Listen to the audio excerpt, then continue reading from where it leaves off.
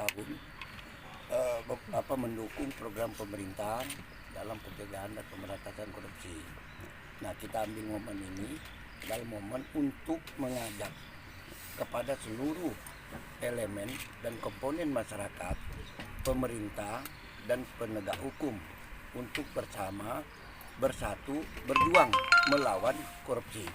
Sehingga tema ini tepat kita berikan hari ini adalah Bangkit Indonesia Melawan Korupsi.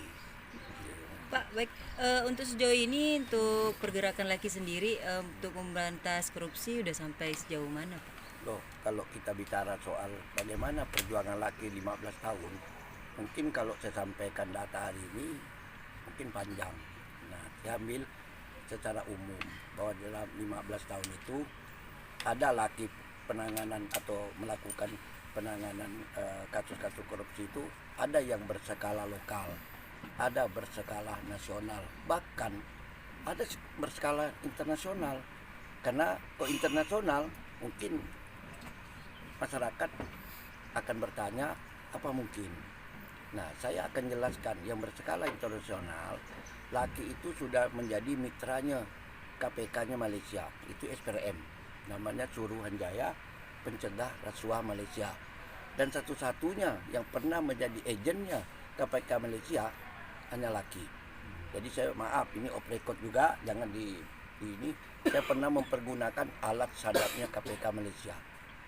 Itu membongkar kasusnya ya pejabat penting di Kuala Lumpur. Saya hampir 1 bulan bekerja sama, tidak perlu saya detail. Itu yang berskala internasional. Nah, berskala nasional kita pernah mengungkap dua kasus besar di tingkat nasional, yaitu pertama di Kementerian Perumahan Rakyat. Bisa membongkar kasus korupsi rusus, rumah rusus, bukan rusunawa ya, rusus. Nah, yang kedua saya mengangkat dan mengungkap kasus pengadaan lahan lapas, yang mana yang kita bisa jerat waktu itu mantan sekjennya Menteri Hukum dan HAM dan deputi perencanaan di Kementerian Hukum dan HAM. Nah, kalau lokal sudahlah, saya tidak bisa hitung dari tingkat desa sampai kepala dinas sudah kita lakukan. Nah, itu kita bicara soal penegakan hukumnya. Nah, kita juga bicara soal pendidik, berikan dorongan, semangat kepada masyarakat, termasuk wartawan. Jangan main-main untuk melakukan untuk mencegah dan pemberantasan korupsi. Wartawan juga punya hak. Kita juga ayo masyarakat sama-sama. Karena sejak dulu kita kan tidak lagi kita menghadapi penjajah. Yang kita hadapi ini kan koruptor. Cuman ya 11-12. Kalau dulu penjajah, ini koruptor ya lebih kurang juga. Nah, harus kita perangi bersama. Nah, karena itu berkaitan dengan kasus BP2TD. Saya sudah mau minta kepada Kapolda harus tuntaskan 2 kasus besar ini. BP2TD dan Jalan Sambas harus tuntas. Dan kita juga Laki nanti akan minta kepada kejaksaan jangan main-main dengan kasus ini. Karena ini sudah menjadi perhatian rakyat. Jangan tebang pilih. Siapapun yang terlibat dalam kasus BP2TD maupun Jalan Sambas, tidak ada pilihan lain. Laki akan siap mengawal kasus ini sampai tuntas.